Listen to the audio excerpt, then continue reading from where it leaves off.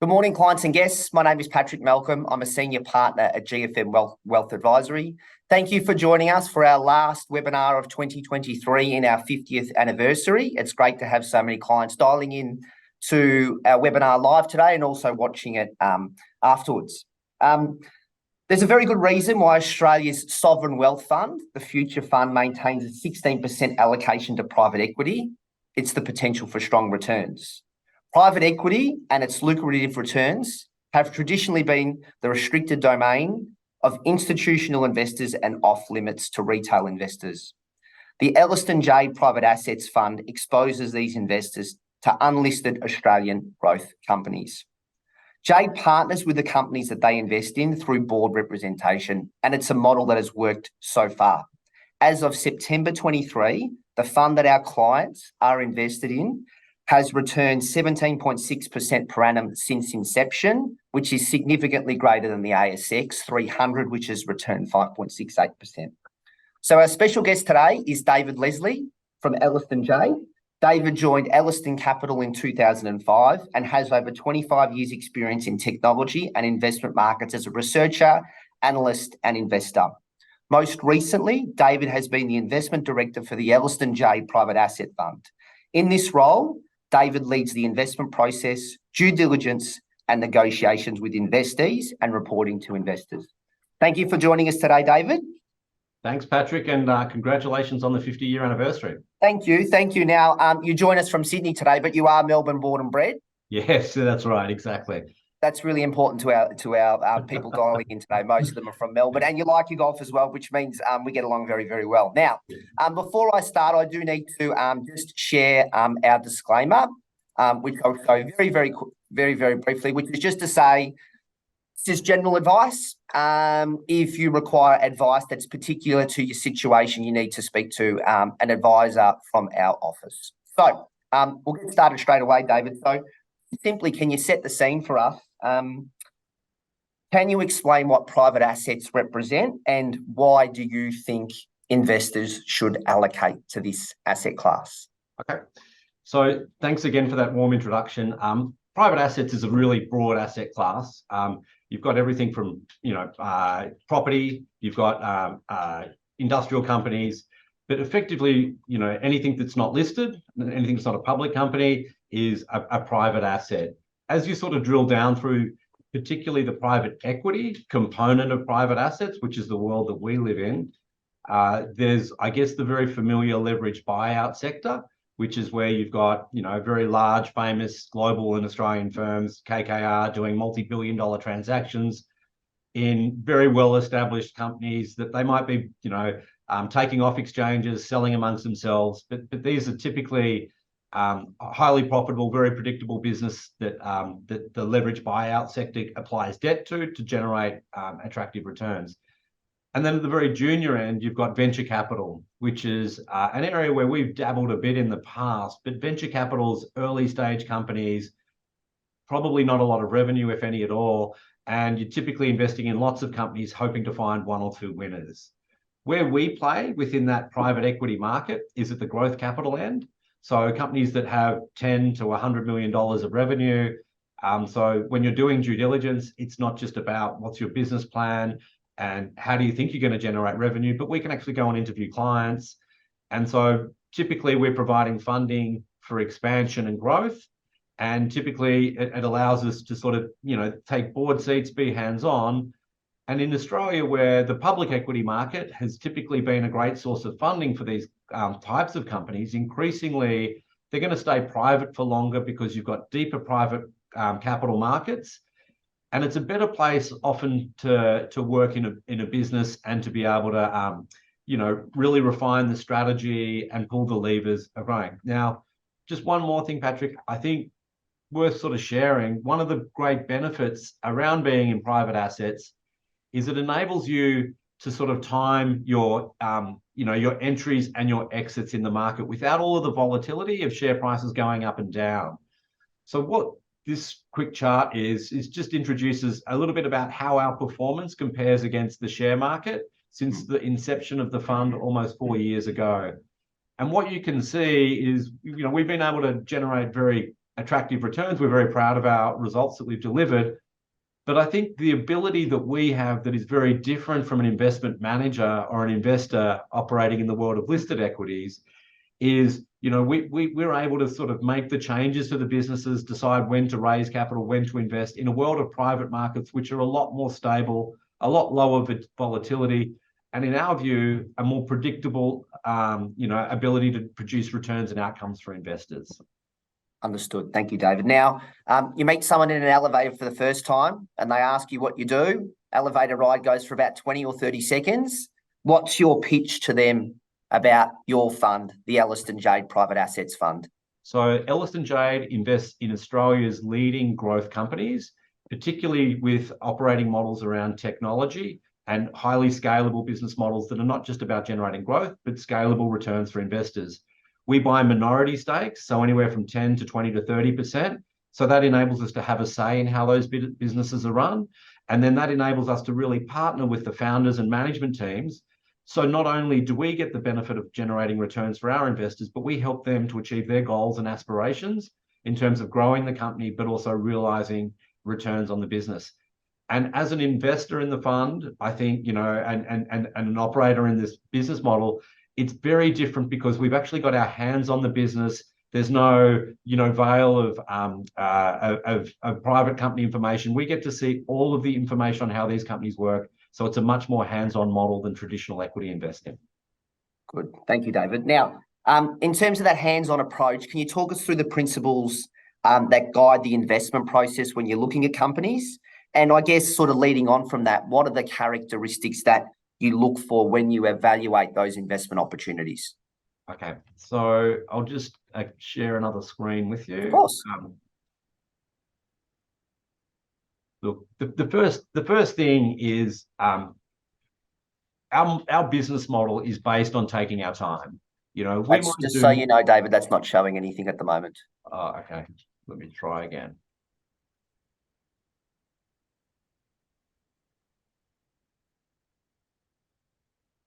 There we go. Perfect. So our business model is based on taking our time. We're a low volume and a relatively, we only have 8 to 10 investments in our fund at any given point in time. It's a high intensity model where, we get very involved. So the first thing that comes with that is, we take our time in doing due diligence and getting to know the business, but very much we take our time in getting to know the people who are in the business and the shareholders. At the very, very top of the list, and it's sort of a given for what we do, is we've got to be able to work with and feel that we can be listened to by the management team so we can have a say in what we're doing and have that ultimate alignment of interests where our outcomes are aligned with what they're solving for.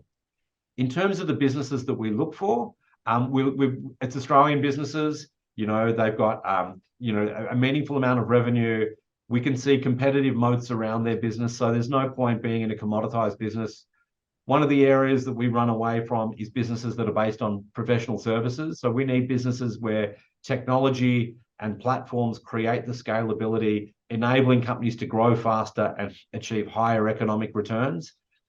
We love businesses that have global market opportunities, but to the extent that they've got large domestic market opportunities, such as the Australian healthcare market, and we'll probably talk more about the healthcare market in Australia, that's highly attractive to us.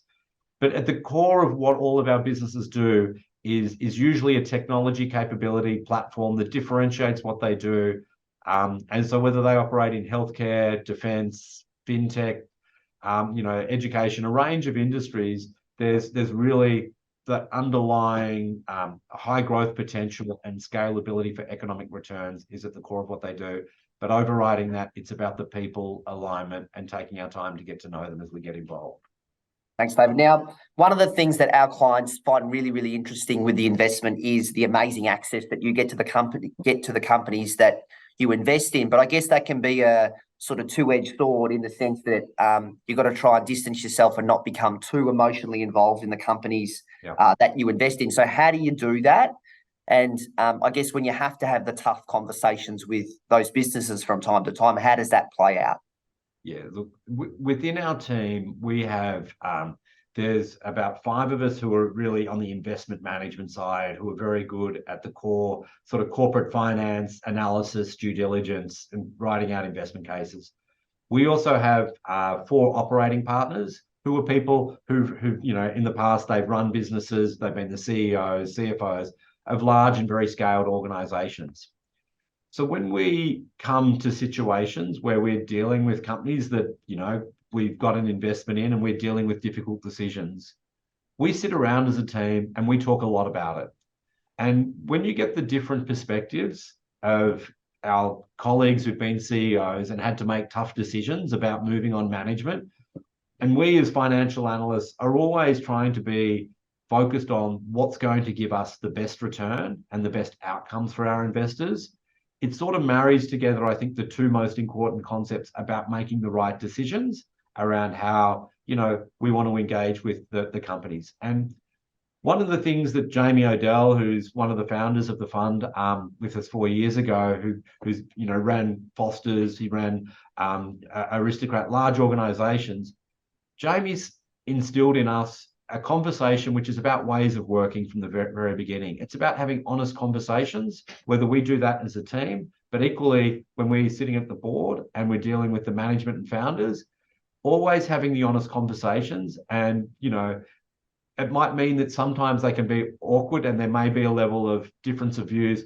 but always if we're trying to be analytical, unemotional, as you described, but solve for the best outcome for everyone, you can't, when you're in a small company and there's a small number of shareholders, it doesn't work if you want to have a win-lose scenario.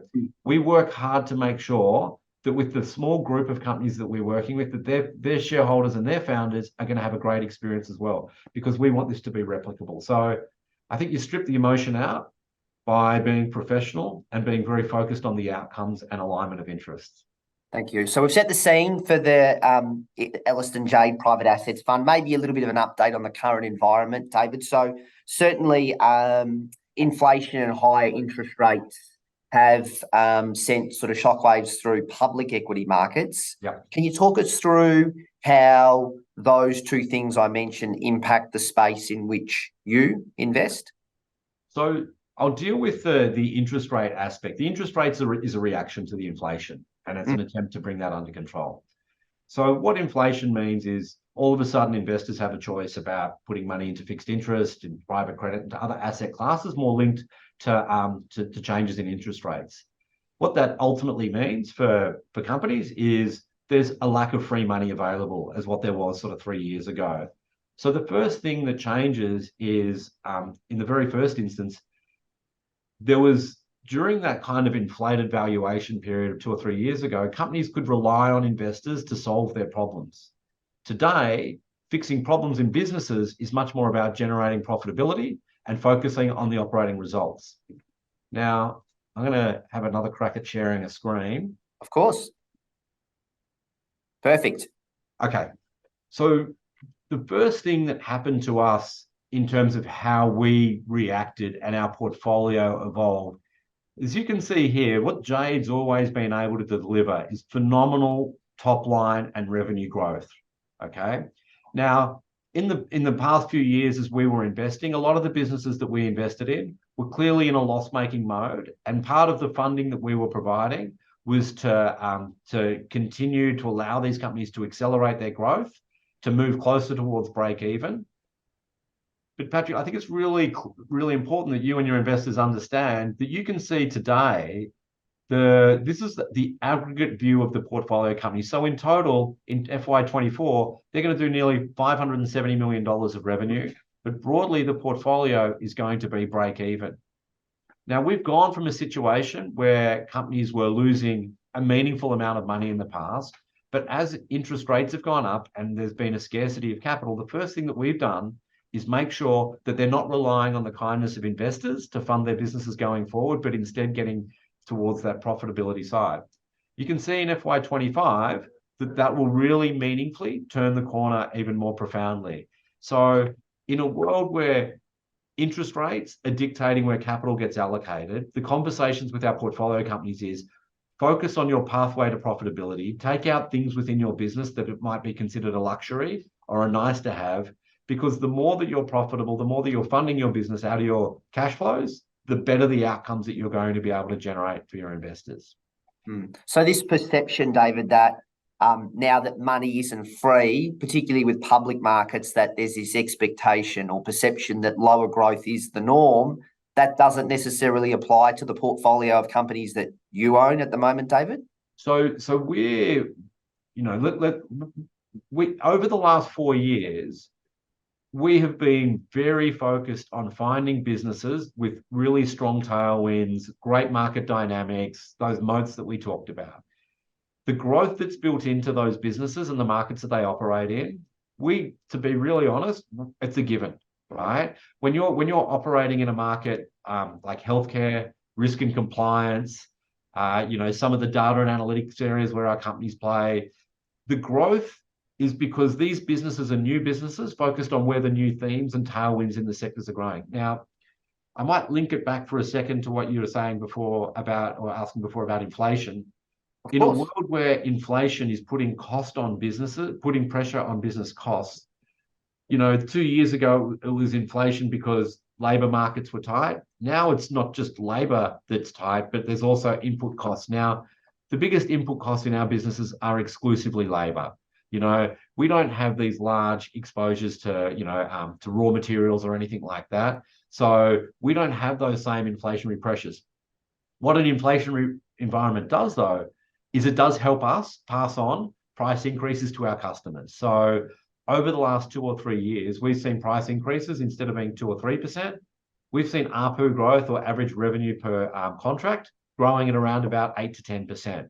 So inflation's not an entirely terrible thing for our companies because they're operating in sectors that are growing, business models that have got thematic tailwinds, and in an inflationary environment, it's quite easy to push through price increases relative. So I think the risk was that if we didn't get our portfolio companies back to this profitability path, that they were relying on funding. And I think that's where the whole VC sector has got to really still sort of understand the risks that they're facing. But we're kind of at that other side where we're funding profitable and growth-oriented companies. I think it puts us in a much stronger footing. So in terms of picking up on that, differentiating that private equity space, David, so in that part of the market that you play in, more broadly speaking, maybe not restricted to the portfolio of companies that you own, but what are the trends, challenges, and opportunities for companies in that space at the moment, more broadly speaking?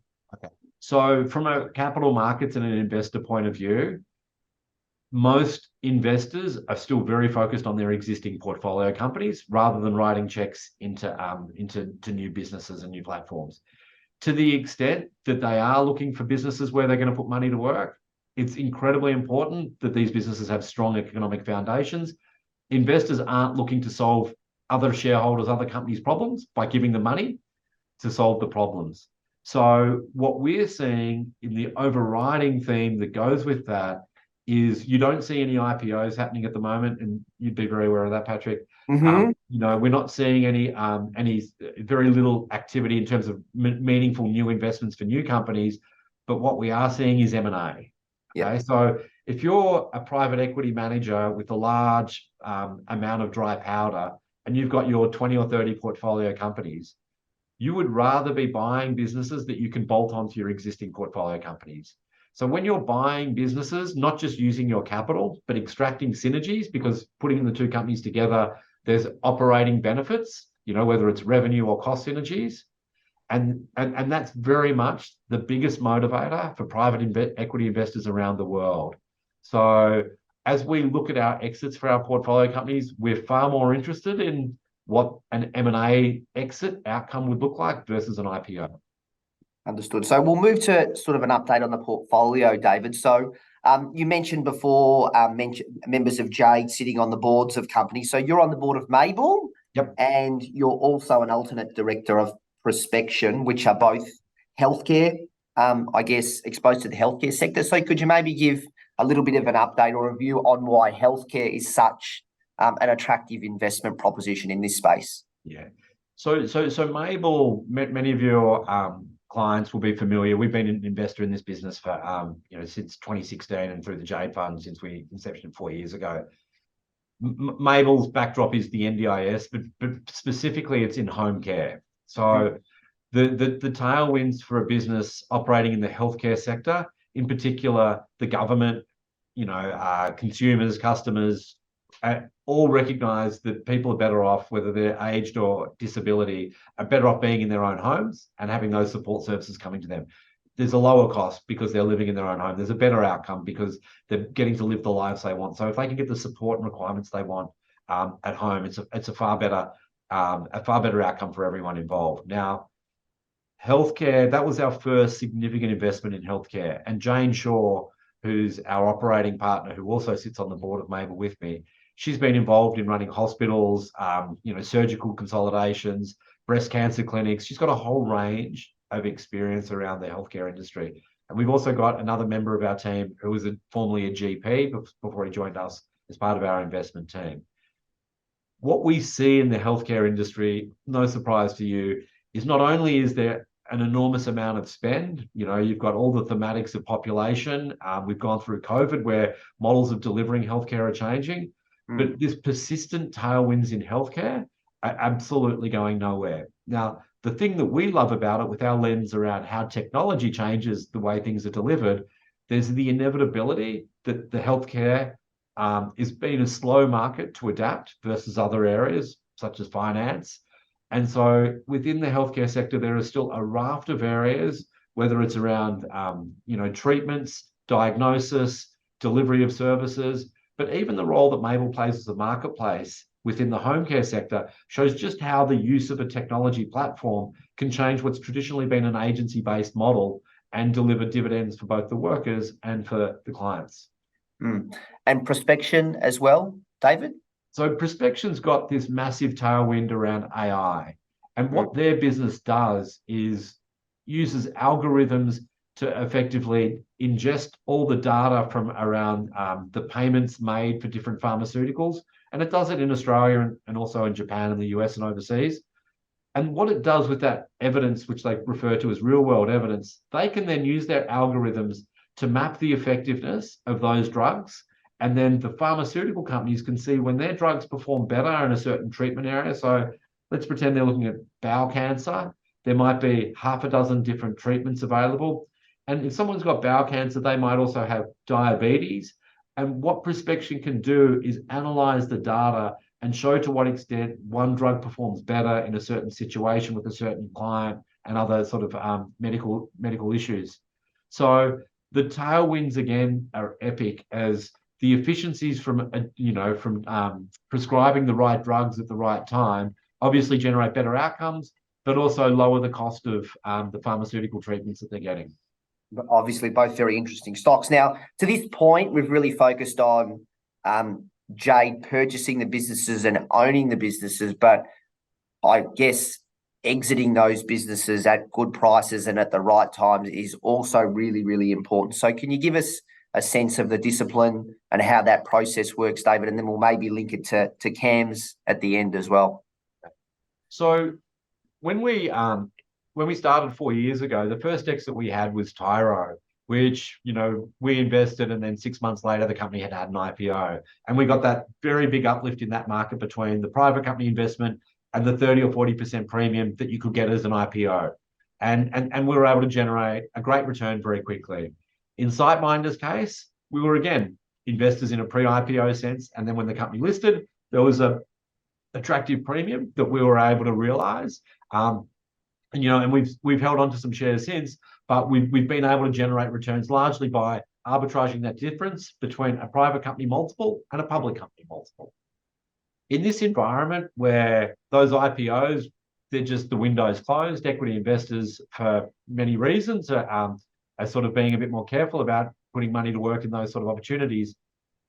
The reversion is back to selling private companies to other private asset owners, other PE owners, and M&A. And that sort of really coloured our thinking at the moment. So, we've got 8 companies in the portfolio. Our goal would be to have at least one exit or realisation a year. And at the moment, we've got Cam's, which is in the midst of a process. We've got a potential of a small realisation, potentially around Mabel, as an investor looks to come on board. And then we're also thinking about next year what might be an exit around Focus or other portfolio companies. Yeah, understood. So I know we sort of picked up on this a little bit earlier, David, in one of the slides, and we have spoken about it, but the earnings runway, what does that look like for the companies that JAADE's got in the portfolio? Okay. So, and again, we might use CAMS as a bit of a case study around how these businesses are evolving. So I'll just share a little bit of data.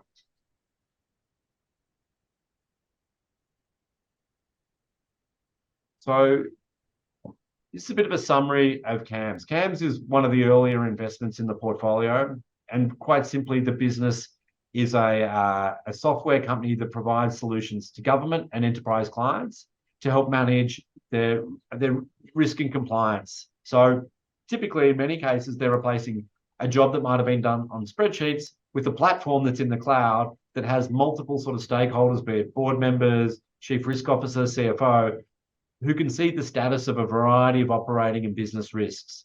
Now, CAMS is a business that you can sort of see has kind of been around about a sort of break even to a modestly profitable business. As we've been heading towards this exit process that we're in the middle of, you can see that EBITDA margins beginning to expand. You can see that there was a little bit of lumpiness in the revenue growth, but certainly as we go to market, the revenue growth outlook for the company is very robust. And one of the things that many investors look for is this thing called the rule of 40, which is effectively where you add the revenue growth to the EBITDA margin. And you can see that CAMS has sort of been around about a rule of 30 company in the past, and it's sort of moving towards a rule of 40 company. Now, investors love rule of 40 companies because that means that typically businesses are growing at good growth rates, but they've also got a very healthy focus on the profitability. And so CAMS is a really nice example of a company that, when we first invested back in FY19, they'd never had any external capital. Joe Collins, the founder, had really funded it out of the operating cash flows of the business. So when we came in and gave Joe, who was at the time almost 60 years old, some liquidity so he could go and finish the renovation and buy a boat. Now we're at a stage where Joe's sort of into his mid-60s, and now we're trying to generate the full sale so he can realize the full value of his holding in the company. Given we're a 42% shareholder in this business, we're really pleased at the progress the company's made, going from around 20 million of revenue heading towards sort of 40 and $50 million of revenue. And at the multiples that we think are still available for a private company with these global growth attributes, we think we're going to make probably 3 or 4 times our money as we go towards this exit. Yeah, and it's a tangible example, David, of what you were talking about at the start, where you partner up with someone that owns the company and grow it together so that it's a successful outcome for both you and the founder. Yeah. What's interesting here, Patrick, is Joe's got 42%. Joe's got about 40%. We've got a little bit more than him, 42%. And the rest of the shares are owned by some of Joe's family, and otherwise it's all staff or ex-staff. So this is a really neat scenario where it's really been about our ability to work with Joe, his team, and, really have a very direct input. It's been a really terrific experience, and, fingers crossed, in about a month's time, we'll know what sort of offers we might be able to solicit for this company. Best of luck with that on behalf of our investors. Now, some closing questions, David. Now, dry powder, I can only imagine that in the context of the environment that you were talking about before, you're probably seeing some really good opportunities out there. So how much dry powder does the fund have at the moment? And are you looking at deals at the moment to put that dry powder to work? Yeah. So one of the disciplines that's really important, because our fund has this quarterly inflow and potentially there's redemptions, so we have potentially quarterly outflow, we always maintain at least 10% of the fund in cash at any given time. So, we're all investors in the fund. We never want to sail too close to the wind in terms of making sure we have available cash, not just for what investors might require, but also for our portfolio companies and also looking for new opportunities. You can see today that we've got 13% of the fund, which is about $50 million of cash sitting there. And we've also got our listed stake in SiteMinder, which is worth about 20 million. So in total, we've got firepower of about $70 million. Now, assuming we want to keep 20 or 30, we've probably got, 40 odd million dollars of firepower to invest at the moment. Now, as I roll to our pipeline, there are two deals that we're significantly advanced on. We're literally, at term sheet stage in working on two opportunities. One of the things that we talked about earlier are the themes that we're seeing around our market. And, as you can see, we've focused increasingly on businesses that are not just high growth, but also, profitable or very near to being profitable at a minimum. So we feel like there's been a lot of the free money that's around has sort of disappeared. So as an investor with a really good fund position, strong access to capital, we think we're in a really strong position versus other investors to take advantages of those companies that might have great uses for capital. And so we've been able, I think, to curate a couple of really neat opportunities.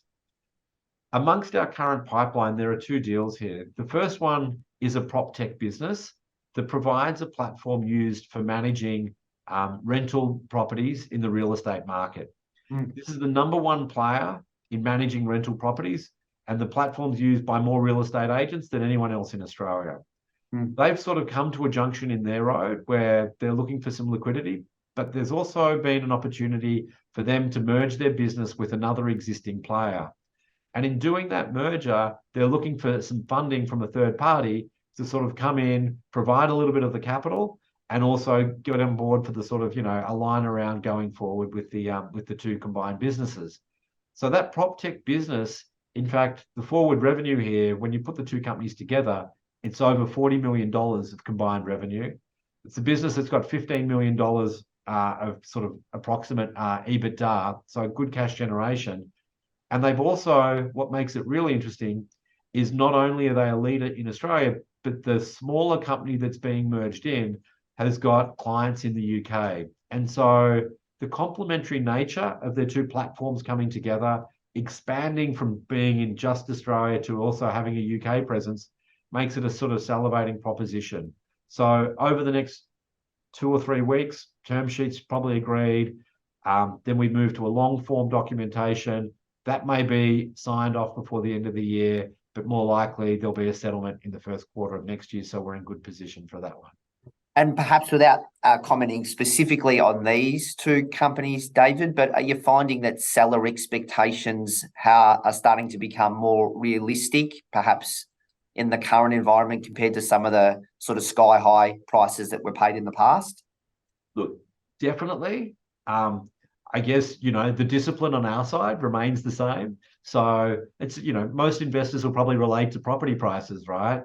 To the extent that property prices went sky high, a lot of people who might have wanted to sell their property are now just taking them off the market, right? So in the sense of private companies, a lot of private company owners are preferring not to deal at, where the market price is now trading. So I guess fundamentally, good companies have a choice, don't they?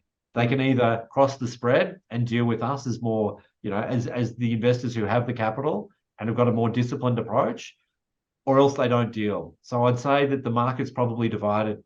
Some people still think it'll come back in the future, so they're going to hold on and do whatever they can to avoid doing a transaction. But otherwise, there are founders out there who, quite frankly, they recognize that things have changed and, they see value in doing transactions now at more sensible prices, where there's an alignment of interests around how we want to work together. Sounds very much like the property market at the moment, David. But anyway, now I'm no expert on property, but I think every Australian has a bit of a view. Now, we always like to end on a positive. What are you most excited about in terms of your fund, the JAADE fund at the moment, David? So if I think about the journey that we've been on, it's been fantastic, Patrick. We've when we started this journey 4 years ago, and you and your clients, many of them will have participated from the very beginning, I think there was a lot of high hopes around finding great companies, investing and generating great outcomes. The thing that I'm most excited about now is we've got to a point where we've got 8 portfolio companies. So we're sort of where we wanted to get to in this time frame. As you can see, the positions of those businesses from a cash generation and the overall risk perception have really moderated significantly. And I think where we're at now is you'll start to see more realizations, more distributions. You know, you can never say they'll happen exactly when because of the nature of doing deals. But I think we're now in a situation where you're going to see a bit of buying and a bit of selling. And so from my point of view, you know, I think we're looking to sort of be on both sides of the transactions. You know, for the first few years, we were exclusively really focused on building out a portfolio.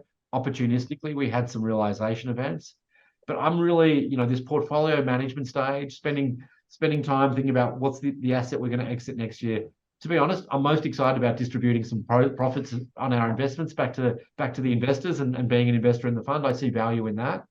And I think, you know, as we come back and we can prove that we've had those great realization outcomes, I think investors will see value in the opportunities that we're now able to source as a bigger, more established fund than what we were when everyone supported us, you know, 4 years ago. Good ending, David. Well, thank you very much for your time today. I can only imagine it's a very busy period for you with a realization event on the table as well as 2 companies. So we really appreciate you joining us to communicate how the fund's performed and all its ins and outs to our clients today. Great. And Patrick, you don't look a day over 50. I got to tell you, so well done on your 50 years. Thank you, David. I really appreciate that. You have a lovely weekend. Thanks. Bye-bye.